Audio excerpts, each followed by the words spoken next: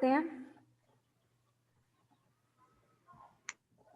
कल हमने अपने अकाउंटिंग साइकिल पे ख़त्म किया था। हम अकाउंटिंग साइकिल पढ़ रहे थे। हमने अकाउंटिंग की डेफिनेशन के अकॉर्डिंगली हमने कहा पहला स्टेप्स होता है आप अपने डॉक्यूमेंट्स प्रिपेयर करते हो, जो भी रिलेटेड वाउचर्स वगैरह होते हैं उनको संभाल के रखते हैं।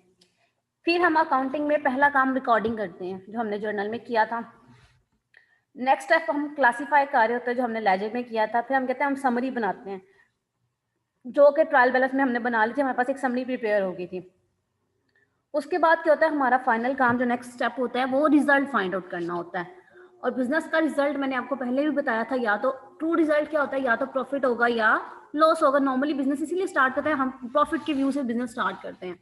तो अब उसको फाइंड आउट करना कि एक्चुअल में जो बिजनेस हम कर रहे हैं उसमें हमें प्रॉफिट हुआ है या लॉस हुआ है, तो वो फाइंड आउट करते हैं। ये हमारा, आप इसको लास्ट स्टेप भी कह सकते हो।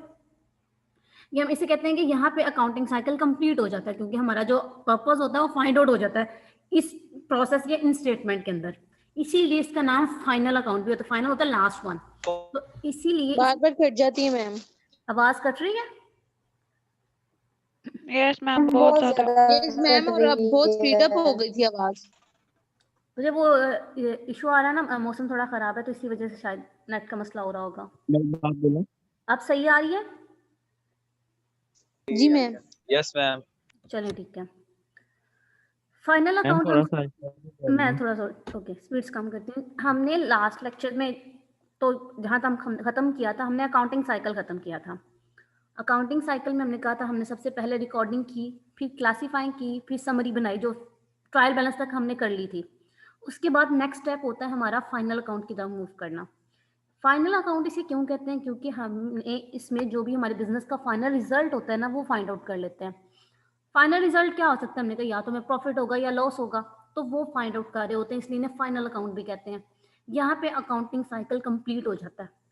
हमने डॉक्यूमेंटेशन से स्टार्ट की, फिर रिकॉर्डिंग की, क्लासीफाइंग की, समरी बनाई। एट द एंड हमारा पर्पस एक ही रह गया था, प्रॉफिट फाइंड आउट करना। तो वो ये वाला प्रॉफिट फाइंड आउट करने का स्टेप होता है। इसलिए हम कहते हैं कि इसे कंप्लीटेशन ऑफ अकाउंटिंग साइकिल भी कहते हैं, कि हमारा अकाउंटिंग साइकिल यहाँ पे आके कंप्लीट हो जाता है।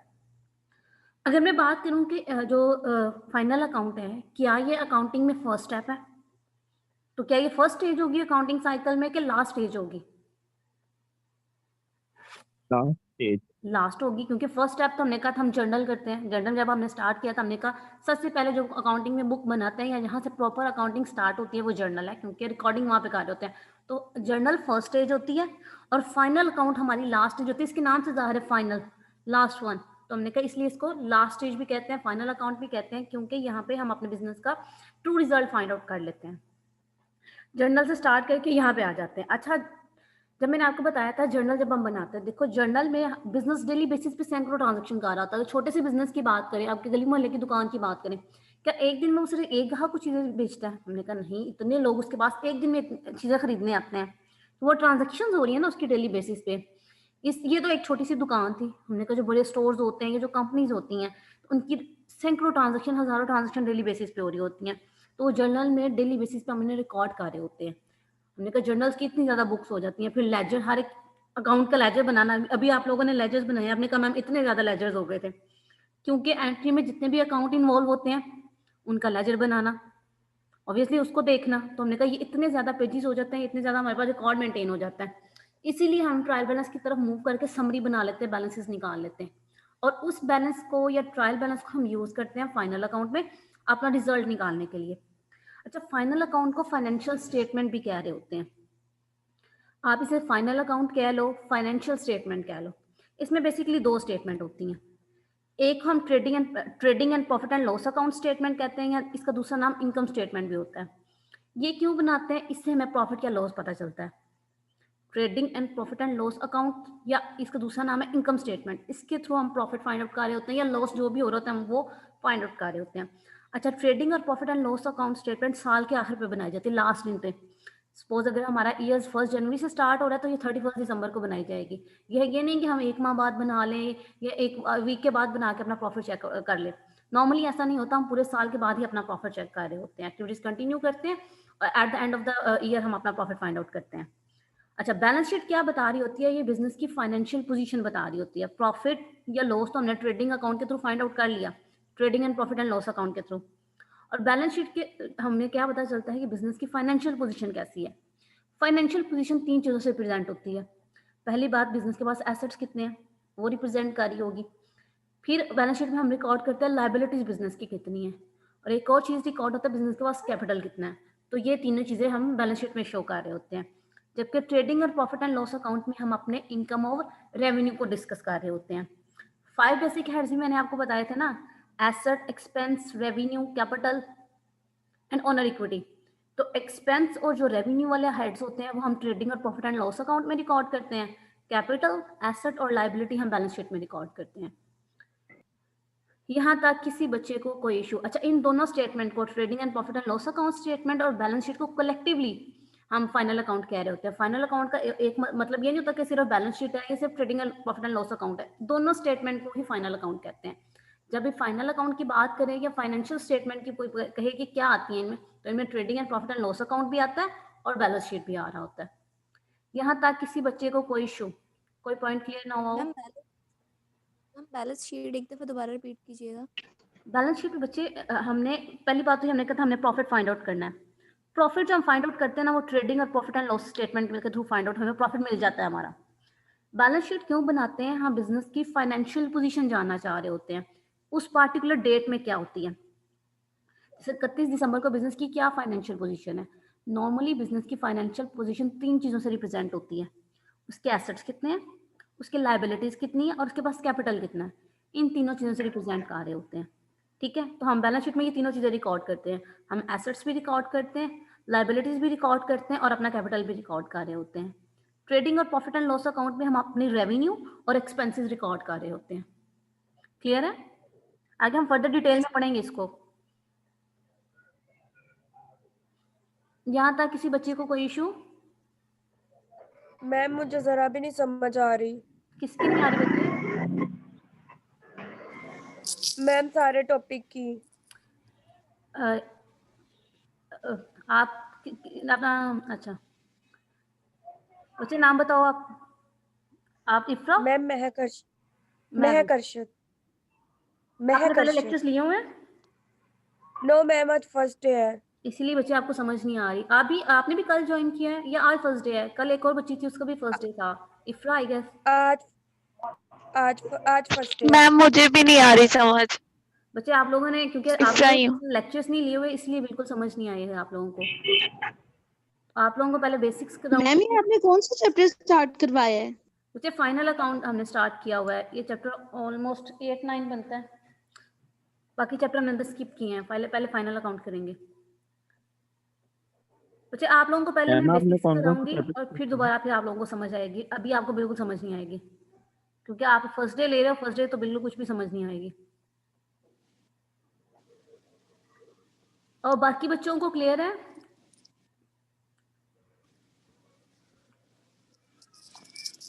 आपने कौन कौन से चैप्टर्स कौन कौन से कराए ये पूछ रहे हैं आप? नहीं, स्किप कौन सा किया आपने चैप्टर्स? बच्चे हमारा बिल्स ऑफ एक्सचेंज स्किप हो गया है, सब्सिडरी जर्नल स्किप कर दिया हमने, कैश बुक स्किप की है, वो सारे स्किप किए। उनमें से एक तो हम करेंगे लेकिन अभी नहीं करेंगे।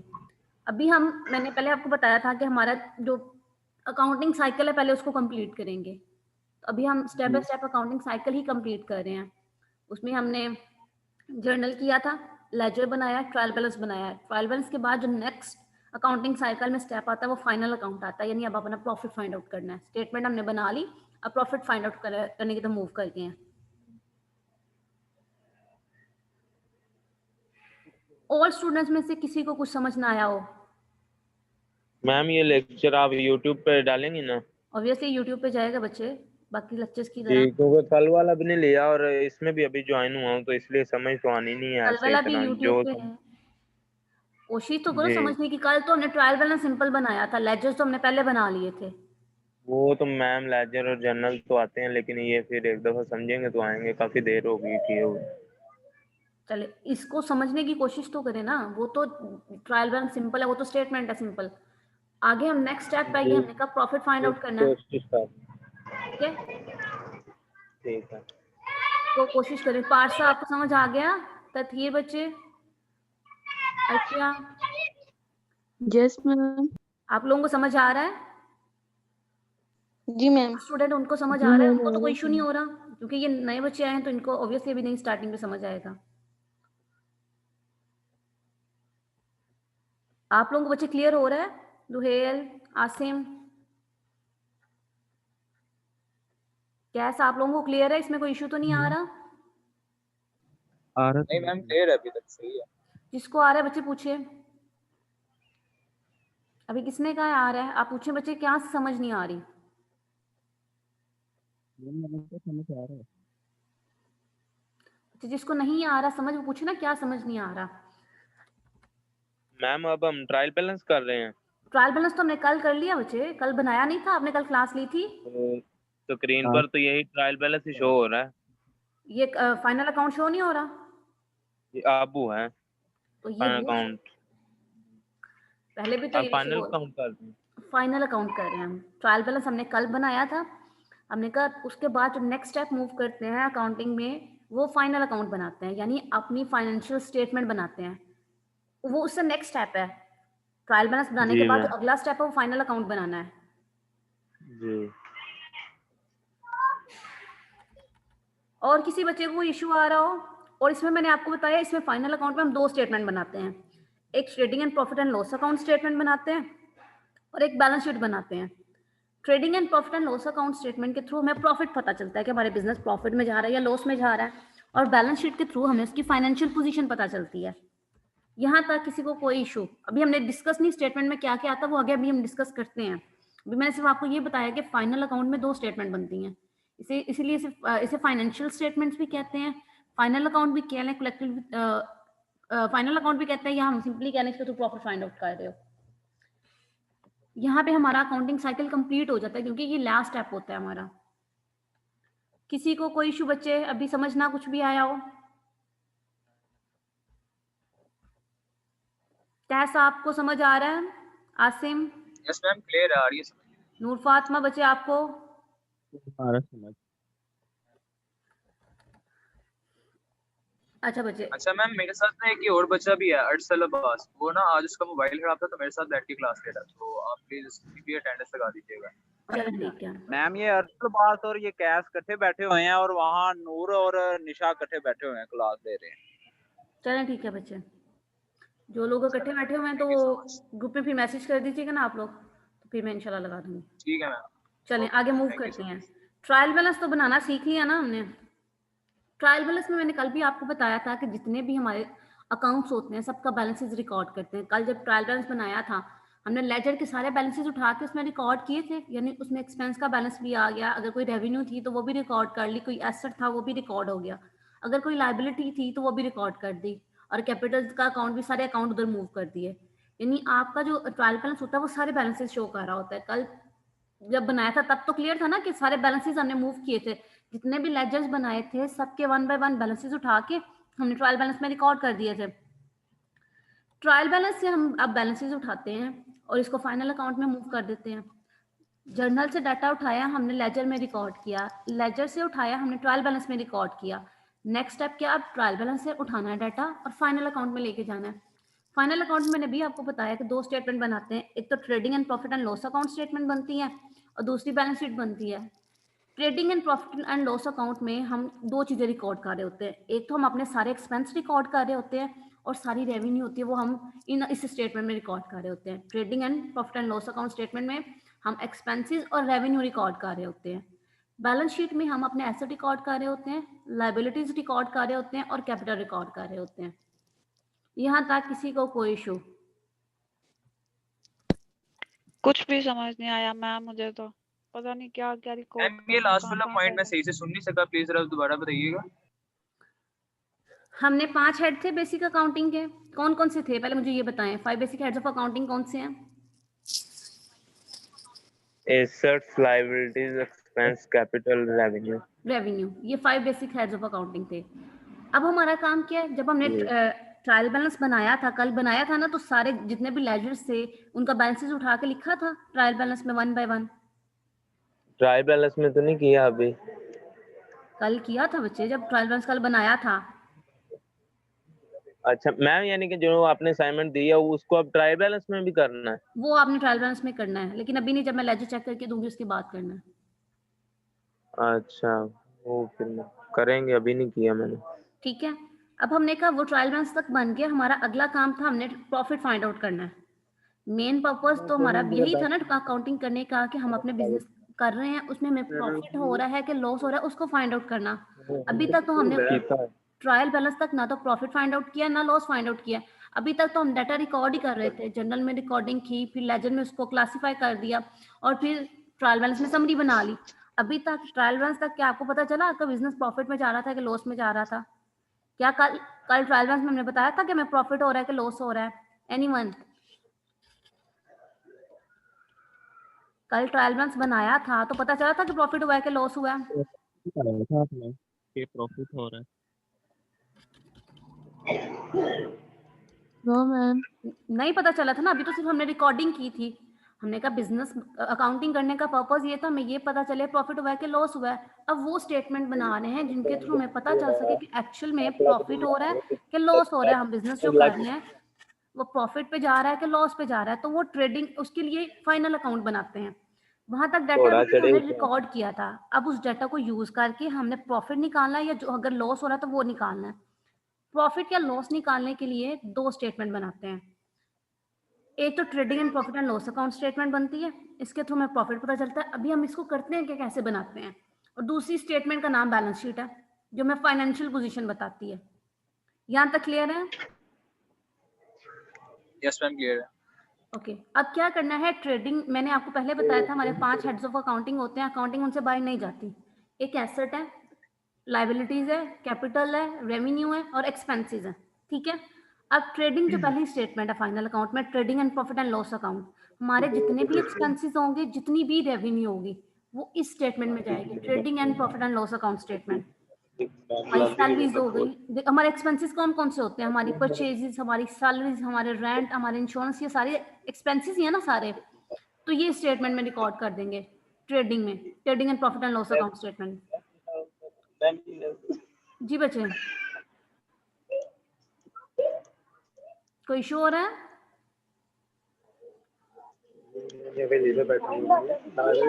बच्चे माइक किसका ऑन है? प्लीज माइक ऑफ करें अपना। और जितनी भी हमारी रेवेन्यू होगी, चाहे वो हम सेल के थ्रू कमा रहे हैं, चाहे कमीशन के थ्रू आ रहा है, चाहे हमें डिस्काउंट मिल रहा है, वो सारी रेवेन्यू भी हम इसमें रिकॉर्ड करेंगे। और फिर हमने कहा उसके बाद हमारे 2 हेड ही बचते हैं, एक तो 3 हेड बचते हैं, एक एसेट्स बचते हैं हमारे, दूसरी हमारी लाइबिलिटीज बचती हैं और फिर हमारा कैपिटल बचता है। तो ये तीनों चीजें उठा के हम बैलेंस शीट में डाल देंगे। कैसे डालेंगे अभी वो मैंने आपको बताया ही नहीं, क्योंकि अभी हमने रिकॉर्ड ही नहीं किया। प्रॉफिट का जर्नल फॉर्मूला क्या होता है? हमने सिंपल स्टार्टिंग में किया था। प्रॉफिट कैसे निकालते हो? आप अपनी रेवेन्यू में से तमाम एक्सपेंस माइनस करते हो तो प्रॉफिट आता है ना। प्रॉफिट ऐसे निकालते हैं सिंपल टर्म में भी, आप डेली लाइफ में भी प्रॉफिट ऐसे निकाले होते हो कि मेरा खर्चा कितना आया, मैंने कमाया कितना है, उसको माइनस कर देते हो, आपके पास प्रॉफिट आ जाता है। ऐसे ही फाइंड आउट कर रहे होते हो ना? Yes teacher. गुड। अच्छा, अब किसी को यहाँ तक कोई इशू है तो अभी पूछे, फिर हम आगे फर्दर करते हैं। अभी तो सिंपल मैंने 2 स्टेटमेंट के नाम ही बोले हैं कि वो रिकॉर्ड बनानी है हमने, उसमें रिकॉर्ड करनी है। यहाँ तक किसी को कोई इशू अगर अब कोई समझ नहीं आया? निशा, नूर फातिमा? नो मैम, कोई इशू नहीं है। पारसा आपको बच्चे? No ma'am. चलें, नेक्स्ट है अब हमारे पास रेवेन्यू किन किन वेज में आ सकती है। जब मैंने आपको रेवेन्यू बताई थी स्टार्टिंग पे, याद हो हमने जब डेफिनेशन की थी, हमने कहा रेवेन्यू क्या है? जो भी आप कमा रहे हो वो आपकी रेवेन्यू है। वो डिफरेंट वेज में से आ सकती है। सबसे पहले जो रेवेन्यू का मेन सोर्स मैंने आपको बताया था सेल से।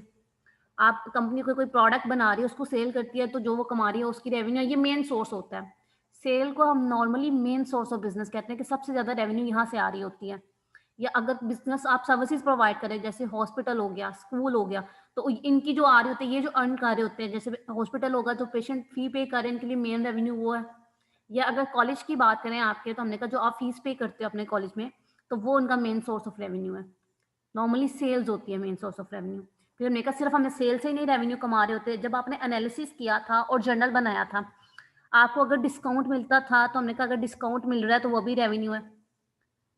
किया ना, भी हमने एनालिसिस किया था, आप कह रहे थे डिस्काउंट क्या है, मैंने आपको बताया था अगर डिस्काउंट रिसीव कर रहे हैं तो वो रेवेन्यू है। फिर अगर मैंने आपको एक मतलब ये भी बताया था कि अगर कंपनी के पास अजाफी पैसे पड़े हुए हैं और वो किसी कंपनी के शेयर्स में इन्वेस्ट कर देती है, तो वहां अगर उसको डिविडेंड मिलता है, जो उसको प्रॉफिट मिलता है, वो भी उसकी रेवेन्यू है। फिर अगर आपने कस्टमर से कोई कमीशन ले रहे हो तो वो भी रेवेन्यू है। अगर आपके पास कोई एसेट पड़ा हुआ था, आपने उसको सेल कर दिया, जैसे लास्ट एंट्री एक हमने की थी पीछे, अभी जो क्वेश्चन आपने किया है, आपके पास फर्नीचर पड़ा हुआ था, आपने उसको सेल कर दिया, तो वो जो आपने कमाया वो भी रेवेन्यू है। तो ये सारी रेवेन्यू के टाइप्स हैं। आप चाहे सेल से कमा रहे हो, चाहे इंटरेस्ट आ रहा है आपको मिल रहा है, चाहे आपको डिविडेंड मिल रहा है। डिविडेंड क्या, आप किसी कंपनी के शेयर्स में इन्वेस्ट करते हो, वहां पे जो प्रॉफिट मिलता है उसको हम डिविडेंड कहते हैं।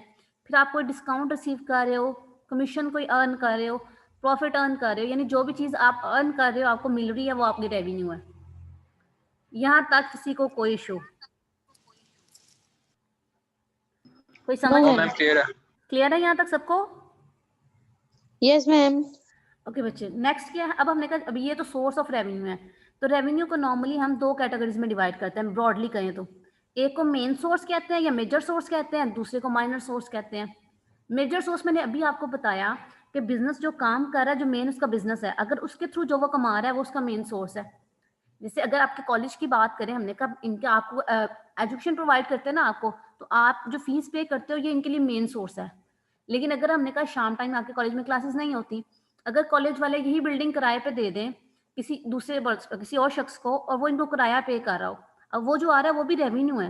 लेकिन हमने कहा वो मेन बिजनेस नहीं था। मेन बिजनेस तो इनका आपकी फीस कमाना था ना, आपको एजुकेशन देके प्रोवाइड करना था, है वो भी रेवेन्यू, लेकिन हम कहेंगे वो दूसरा सोर्स है, अदर सोर्स है, माइनर सोर्स है।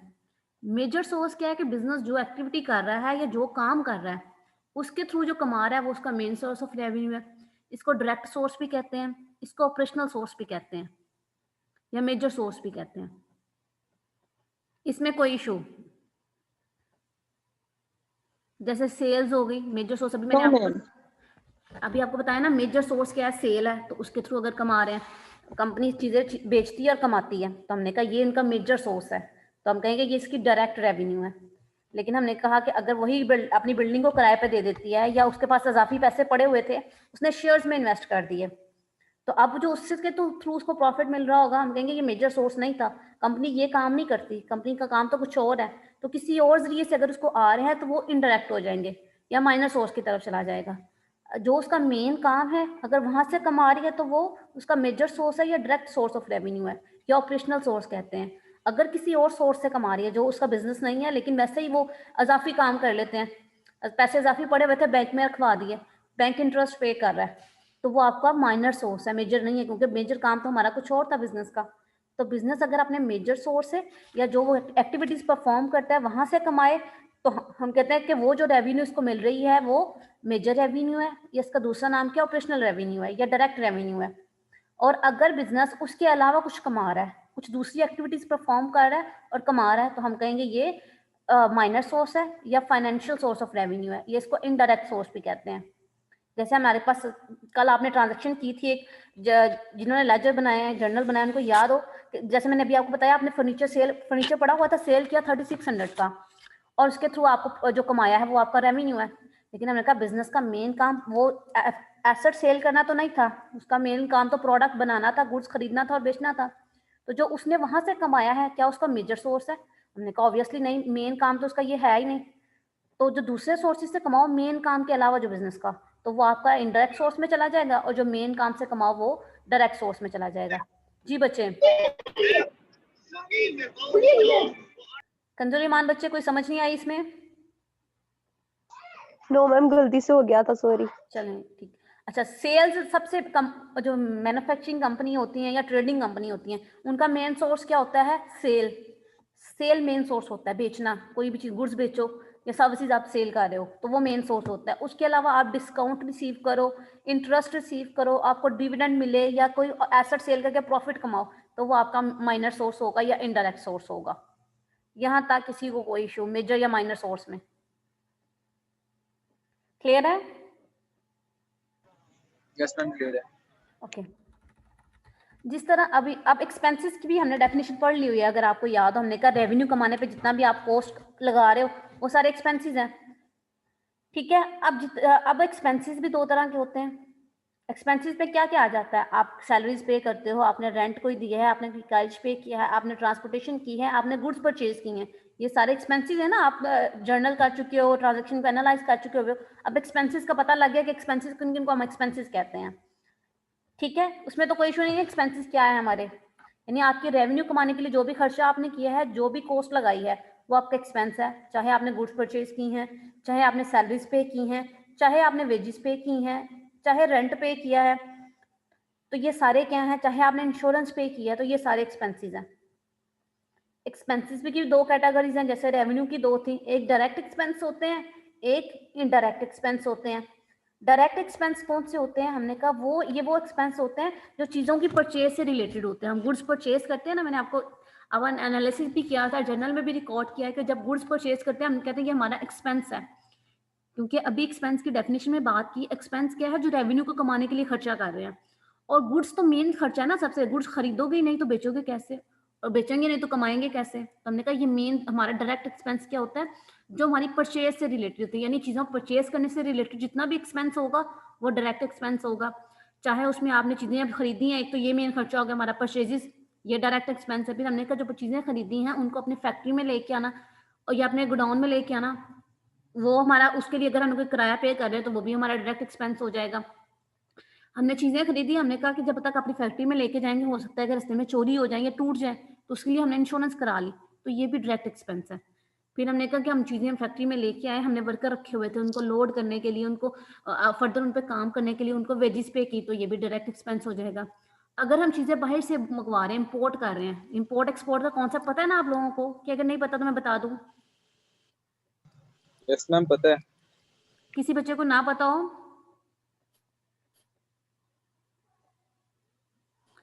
इंपोर्ट क्या होता है कि जब हम दूसरे मुल्क से अपने मुल्क में चीजें मंगवाते हैं, ठीक है, उसे इंपोर्ट कहते हैं। और एक्सपोर्ट क्या है कि जब अपने मुल्क की चीजें बाहर भेजते हैं सेल करने के लिए, तो वो एक्सपोर्ट होता है। तो हमने कहा जो इंपोर्ट यानी बाहर से चीजें मंगवा रहे हैं, इंपोर्ट क्या है, आप बाहर दूसरे मुल्क से अपने मुल्क में चीजें मंगवा रहे हो बेचने के लिए, अब चीजों पे खर्चा किया ना, इंपोर्ट पे खर्चा किया, तो वह भी हमारा डायरेक्ट एक्सपेंस होती है। यानी कि वो एक्सपेंस होते हैं कि अगर आप ये एक्सपेंस नहीं करोगे ना, तो आपकी ना तो चीजें खरीद पाओगे और ना ही उनको अपनी फैक्ट्री तक लेके आ सकोगे। तो ये सारे डायरेक्ट एक्सपेंस होते हैं, यानी चीज़ें खरीदने से लेकर उनको अपनी फैक्ट्री में लाने तक के जितने भी एक्सपेंस होंगे वो डायरेक्ट एक्सपेंस होंगे। डायरेक्ट एक्सपेंस में किसी को कोई इशू, इसमें परचेजेज आ जाएंगी, आपका कैरेज इनवर्ड आ जाएगा, ये सारी आ जाएंगी। अभी हम देखते हैं कि इसमें कौन कौन से आते हैं।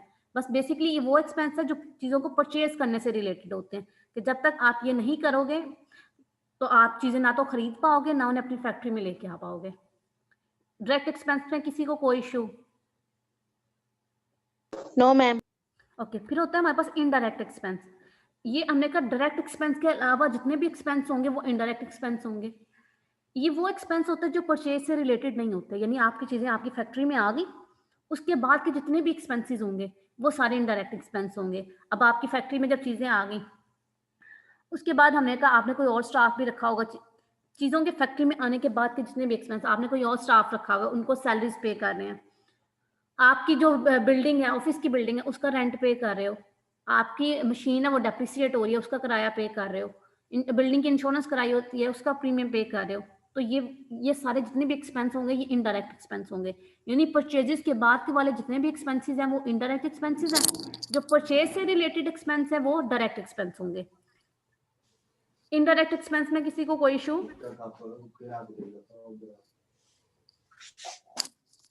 मैम ये रिपीट करना। इनडायरेक्ट एक्सपेंस बच्चे ये वो एक्सपेंस Yes, होते हैं, ma'am. डायरेक्ट एक्सपेंस की तो समझ आ गई ना, हमने कहा जो परचेज से रिलेटेड होते हैं, यानी आपकी चीज़ों को परचेज करने से लेके आपके गोडाउन में या फैक्ट्री में लाने तक के सारे एक्सपेंस।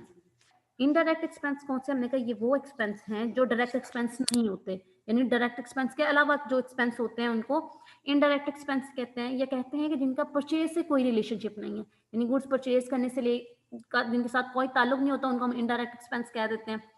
जैसे सपोज हमने कहा ऑफिस की बिल्डिंग है, उसका हम रेंट पे कर रहे हैं, तो हमने कहा वो ऑब्वियसली कंपनी का ऑफिस होता है ना, उसकी बिल्डिंग का, उसका परचेज से तो कोई ताल्लुक नहीं था उस एक्सपेंस का, लेकिन हमने कहा ये भी एक्सपेंस है। आपने इंश्योरेंस कराई हुई है, उसका पे कर रहे हो, आपने चीज़ें सेल करनी है, आपने न्यूज़पेपर में ऐड दोगे या टीवी पे ऐड दोगे, एडवर्टीजमेंट करोगे ना, तो हमने कहा वो वाले भी सारे एक्सपेंस इनडायरेक्ट एक्सपेंस होते हैं, वो एक्सपेंस ही हैं, लेकिन हमने कहा ऐसा परचेज से रिलेटेड नहीं है, तो वो सारे इनडायरेक्ट एक्सपेंसेस में आ जाएंगे। इसके आगे टाइप्स पढ़ते हैं, किसमें क्या क्या आते हैं वो आप लोगों ने याद करने हैं। यहाँ तक कोई इशू बचे? क्लियर है यहाँ तक? Yes ma'am. Yes, ma'am. Matching concept हमने पढ़ा था, याद है किसी को? मैचिंग प्रिंसिपल पढ़ा था, क्या था वो? मैचिंग कॉन्सेप्ट पढ़ा था, मैचिंग प्रिंसिपल पढ़ा था, जिसमें मैंने आपको बताया था कि हमने रेवेन्यू को एक्सपेंसेस के साथ मैच आउट करना होता है। मैच आउट करने का क्या मतलब था कि रेवेन्यू में से एक्सपेंस माइनस करने होते हैं।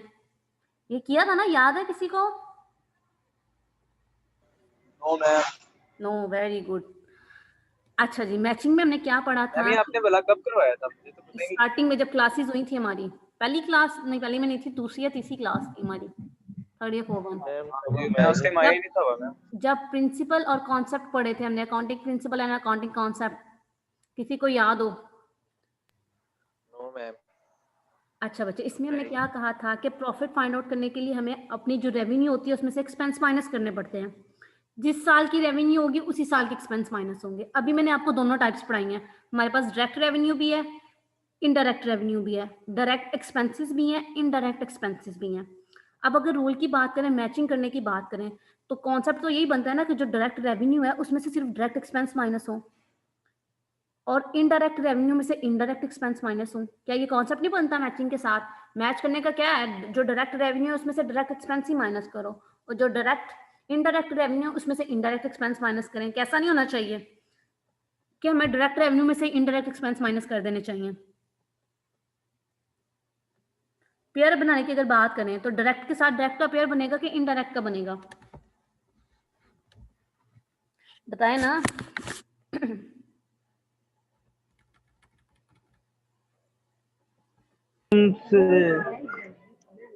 अरे बच्चे, अहमद आप बताओ बच्चे।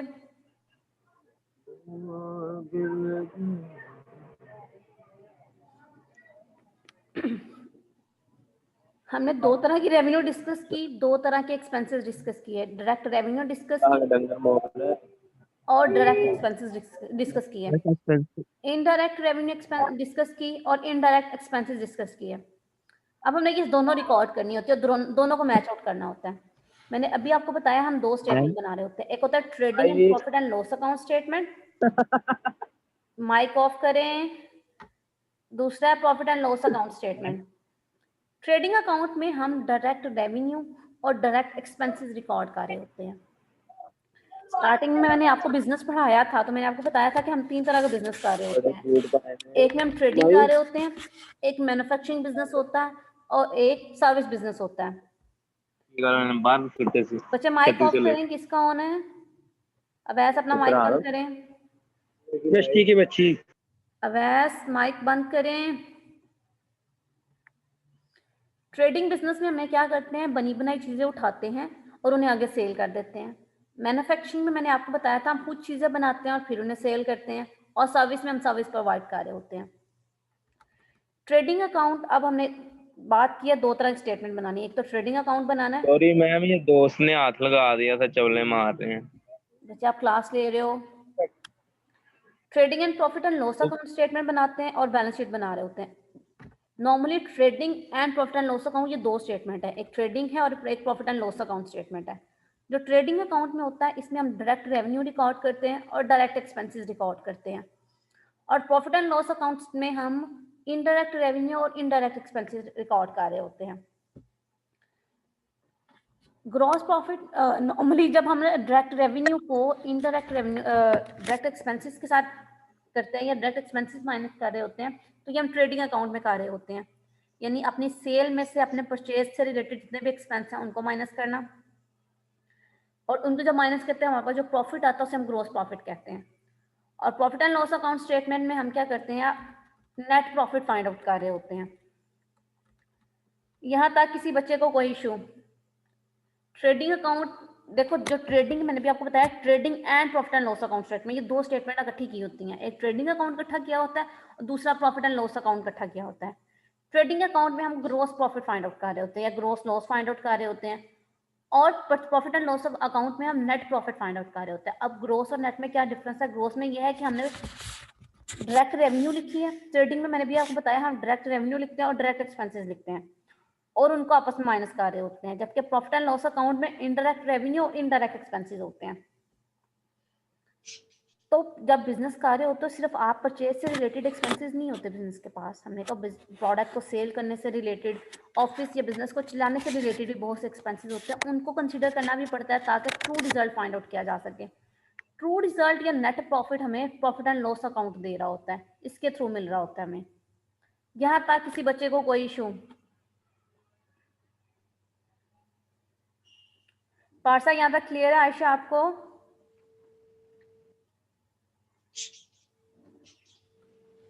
यहाँ तक कोई इशू तो नहीं है किसी को?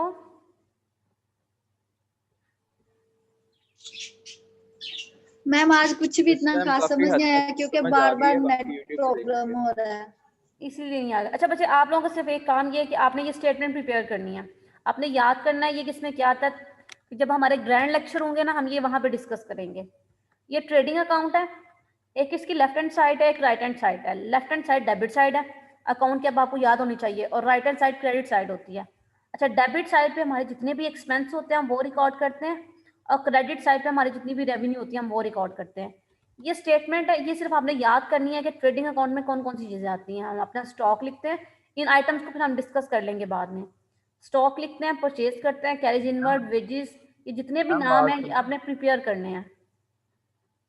मैम बात सुने, जी बच्चे। ये जो आगे छुट्टियां होगी ना, उसमें एक क्लास रखने हैं, जस्ट बेसिक चीजें जो है ना इसमें, ठीक है, डेबिट क्रेडिट या एसिड वगैरह, ये सब न्यू भी हैं, इन्हें कईयों को ये ही नहीं पता, ठीक है। मैम छुट्टियां कब हो रही हैं? तो बच्चे आई जस्ट थिंक ये आज बता से हो रही हैं, तो इंशाल्लाह हम कर लेंगे, ये क्लास रखेंगे, मैम से बात करते हैं ताकि हाँ फिर हम मैं एक आपको क्लास बता रख रहे हैं। जो दूंगा। बच्चे नए आए हैं जिनको बिल्कुल पता नहीं है, तो फिर वो उनका वो मसला सॉल्व हो जाएगा। और कहाँ पे मैंने ना रखेंगे मैम इनकी क्लास? असाइनमेंट मेरे पास जमा हो रही है मैम, मैं जिप फाइल बना के ना आपको रात को 12 बजे आपको सेंड कर दूंगा। चलें ठीक है। अच्छा, लेकिन ये आप स्टेटमेंट ये आपने याद करनी है ट्रेडिंग अकाउंट की। ये आइटम क्लास कहाँ पे रखनी मैम? यूनिवर्सिटी में? क्लास यूनिवर्सिटी में रखेंगे बच्चे। मैं मैम निगत से बात जस्ट करती मैम हूँ, ऐसी भी क्लास होनी आप चाहिए मैम जिसमें ना बता दीजिए, ये कल जो फिर सब ग्रुप में फॉर्मेट बनाएंगे वगैरह भी हैं मीटिंग। इसको भी दोबारा से करवा दीजिएगा रिवीजन इसकी। मैं रिवीजन करा और दूंगी, लेकिन ये आइटम्स आपने याद करके आनी है कि इसके अंदर क्या क्या आती हैं, ये आपको पता होनी चाहिए। ये समझ यस लें मैम, आपका आज का काम इसी प्रिपेयर करना है, सिर्फ इन स्टेटमेंट को। एक ये ट्रेडिंग ठीक अकाउंट के है अंदर जो आइटम्स लिखी हुई हैं, डेबिट साइड पे क्या आना है और क्रेडिट साइड पे क्या आना है, एक तो आपने ये प्रिपेयर करना है, सिंपल ये स्टेटमेंट याद करनी है बस, इसके अंदर कौन कौन सी आइटम्स आ रही ठीक हैं। है। और दूसरी स्टेटमेंट ओके आपने मैम। ये प्रिपेयर करनी है, मैं इसकी स्क्रीनशॉट भी आपको सेंड कर दूंगी, और ये आपने प्रिपेयर करनी है, ये लाजमी प्रिपेयर करनी है। और दूसरी एक और बात, डेबिट क्रेडिट के मैंने रूल कराए हुए हैं, वो भी लाजमी याद करना है ताकि जब हमारी क्लास हो तो हमारे वो आते हो, आप लोगों को पता हो। अच्छा, दूसरी जो आपने स्टेटमेंट करनी है वो ये प्रिपेयर करनी है, profit and loss account statement. इसके डेबिट साइड पे कौन के एक्सपेंसेस आ रहे हैं और क्रेडिट साइड पे कौन से आ रहे हैं, ये आप लोगों ने प्रिपेयर करना है। ये मैं ग्रुप में सेंड कर दूंगी स्क्रीनशॉट लेके, ये आप लोगों ने लाजमी याद करना है ताकि जब हमारी अगली क्लास हो तो ये आपको आते हो। यार आप बच्चे ये मैं आपको ग्रुप में सेंड करती हूँ, आपने सिर्फ इन स्टेटमेंट को प्रिपेयर करना है। जब तक प्रिपेयर नहीं करोगे आपको याद समझ नहीं आएगा। इनको प्रिपेयर कर लें ताकि नेक्स्ट लेक्चर हो तो हम यहीं से स्टार्ट करेंगे, फिर फाइनल अकाउंट से दोबारा स्टार्ट कर लेंगे। ठीक है, इसके अलावा कोई और इशू?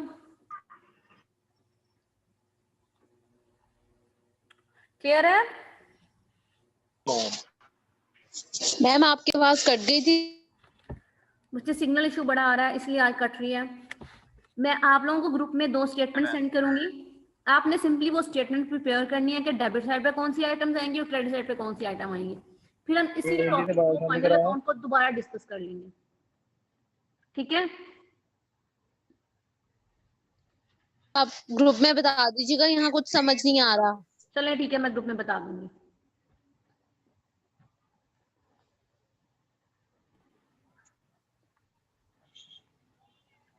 इसके अलावा किसी ओके मैम, अल्लाह हाफिज़। अल्लाह हाफिज़। ले लो हसन भाई। यार बच्चों ड्यूरिंग द क्लास अपने दोस्तों से थोड़ा पीछे